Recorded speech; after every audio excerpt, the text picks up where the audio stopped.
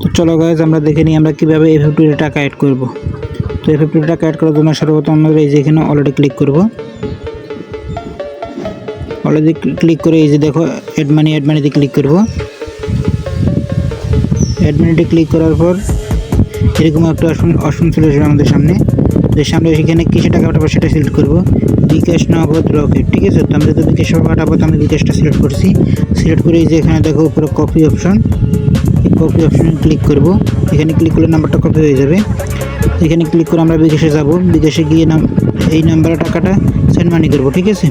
Send money করে আমি যে নাম্বার থেকে টাকা পাঠাইছি, ঠিক আছে, আমার ওই নাম্বারটা আমি এখানে লিখে দেব। তো নাম্বারটা এখানে লিখে দেওয়া শেষ। এখানে লিখে দেওয়ার পর আমরা এখানে কত টাকা পাঠিয়েছি সেটা লিখে দেব। তো আমি যত 50 টাকা লিখছি, 50 টাকা লিখে দেবো এখানে। সরি, এখানে আমি 50 টাকা লিখে দিচ্ছি। 50 টাকা লিখে এই যে এখানে ক্লিক করে দেবো, ঠিক আছে। তো আমরা এটা অবশ্যই একবারে দিব, আমরা এটা ভেরিফাই একবারে করব। তো এখানে দিয়ে দিচ্ছি, ভেরিফাই হয়ে গেছে। এটা 5 থেকে 7 মিনিটের ভিতরে আমাদের আইডি অ্যাড করে দেওয়া হবে। অবশ্যই তার আগে করে দেওয়া হবে, ঠিক আছে।